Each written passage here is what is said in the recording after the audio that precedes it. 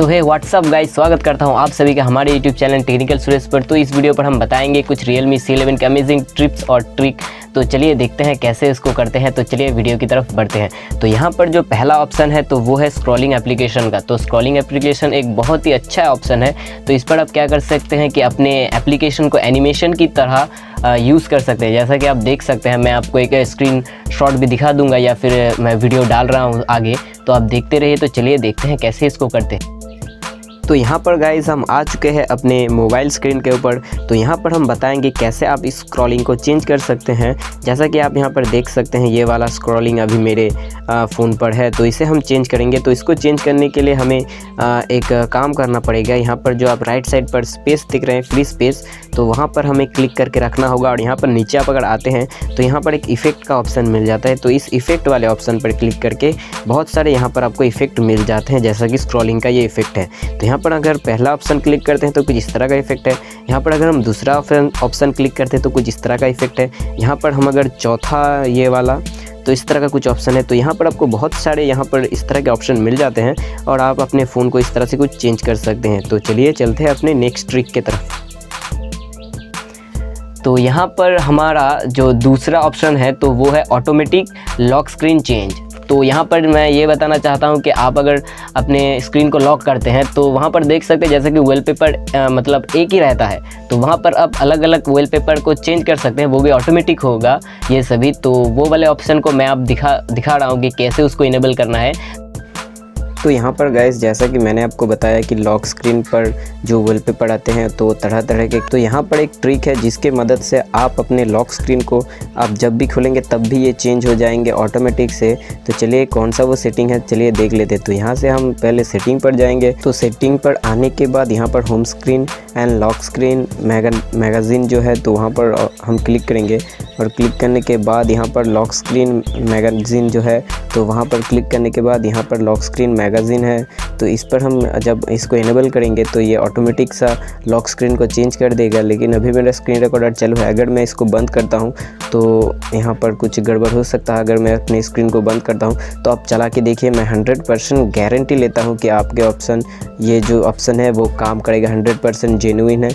तो मैंने यहाँ पर की है, तो ऑटोमेटिक सा बहुत सारे आपको वहाँ पर वॉलपेपर दिख जाएंगे।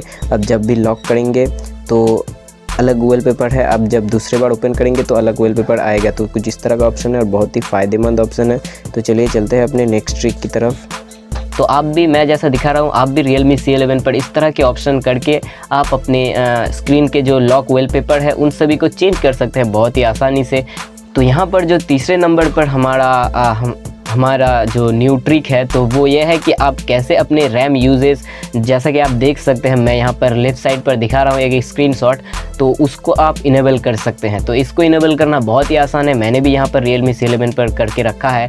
और इसका एक बहुत बढ़िया फ़ायदा है कि आप यहाँ पर देख सकते हैं अपने रैम को कितना आप यूज़ करते हैं डेली। और यहाँ पर एक क्लियर का भी ऑप्शन मिल जाता है जहाँ पर आप अपने रैम को फ्री भी कर सकते हैं। तो जैसा कि आप यहाँ पर देख सकते हैं, लेफ़्ट साइड पर मैं आपको दिखाने की कोशिश करता हूँ स्क्रीनशॉट के माध्यम से। तो यहाँ पर आप, जैसा कि यहाँ पर एक क्लियर का ऑप्शन है, तो वहाँ पर आप अगर क्लिक करते हैं तो यहाँ से आप अपने रैम को फ्री भी कर सकते हैं। तो इस तरह। तो यहाँ पर गाइस मैं आपको दिखाना चाहता हूँ जो अपना अगला ट्रिक है। तो यहाँ पर जैसा कि आप देख सकते हैं, क्लियर का एक ऑप्शन है और नीचे आपको जैसा कि दिखाई दे रहा है रैम हमारा कितना अवेलेबल है। तो ये सेटिंग मैंने किया है अपने फ़ोन पर, तो आप भी यहाँ पर कर सकते हैं कुछ ट्रिक्स की वजह से। तो यहाँ पर चलिए देखते हैं कैसे इसको स्टार्ट करते हैं। तो यहाँ पर हम पहले जाएंगे अपने सेटिंग पर, और आप अगर सेटिंग पर ओपन होते हैं Realme C11 के, तो यहाँ पर आपको एक सर्च का ऑप्शन मिल जाता है। और यहाँ पर हमें सिंपल सा सर्च करना होता है रैम। तो आप अगर यहाँ पर रैम सर्च करेंगे तो यहाँ पर एक दो ऑप्शन आएंगे, आपको यहाँ पर दिखाई देंगे। तो यहाँ पर जैसे कि देख सकते हैं डिस्प्ले रैम, तो इस पर हमें क्लिक करना है। क्लिक करने के बाद यहाँ पर ये इनेबल है, तो हम इसको डिसेबल कर देते हैं। और यहाँ पर हम बैक आ जाते हैं और यहाँ पर आप जैसे कि देख सकते हैं अभी ये दिखाई नहीं दे रहा है, जैसे कि आप नीचे देख सकते हैं। और अगर हम इसे इनेबल करते हैं तो यहाँ पर हम फिर से बैक आते हैं और यहाँ पर देखिए जैसे कि अभी अब दिखाई दे रहा है। तो इस तरह का कुछ ऑप्शन है। इसका फ़ायदा ये है कि आप यहाँ पर देख सकते हैं कि अपना अवेलेबल रैम कितना है। तो यहाँ पर आप अपने हिसाब से यहाँ पर फ़ोन के रैम को यूज़ कर सकते हैं। तो कुछ इस तरह का सेटिंग है ये। तो चलिए चलते हैं अपने अगले ट्रिक पर।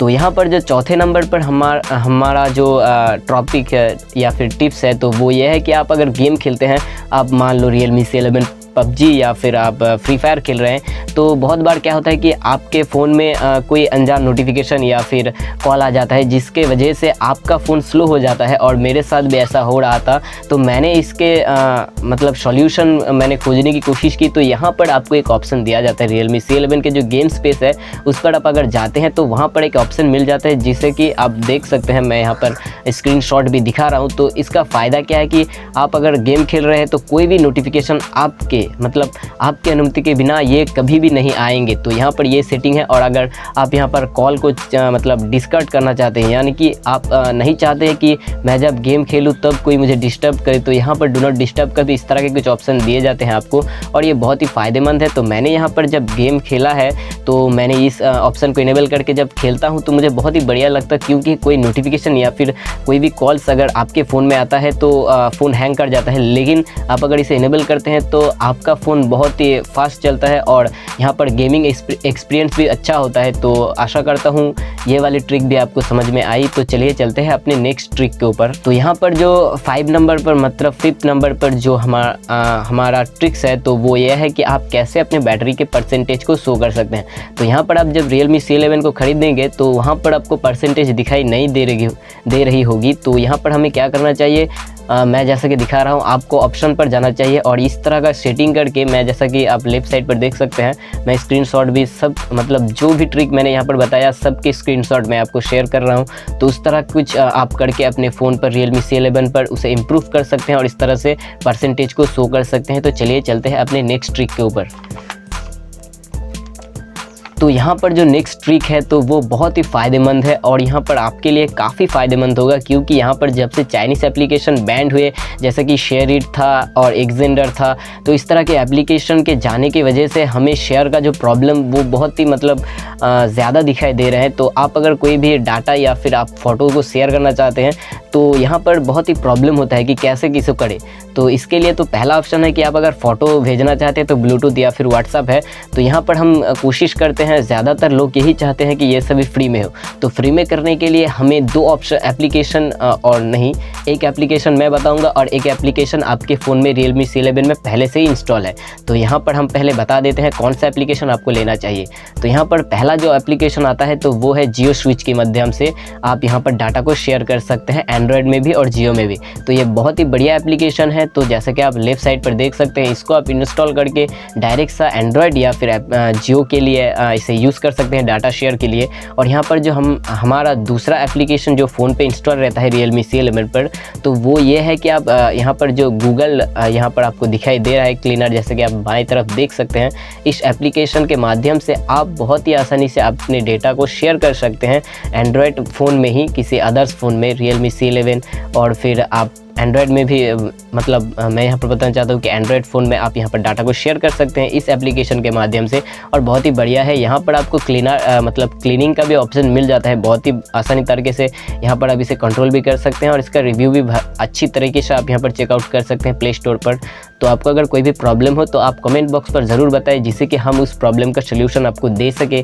तो आपको अगर वीडियो पसंद आए तो चैनल को ज़रूर सब्सक्राइब करें और बेल आइकन को ज़रूर प्रेस करें, जिससे कि हमारी वीडियो की नोटिफिकेशन आप तक पहले पहुंचे। तो चलिए मिलते हैं अपने अगले वीडियो पर, तब तक के लिए गुड बाय। अबे बंद कर।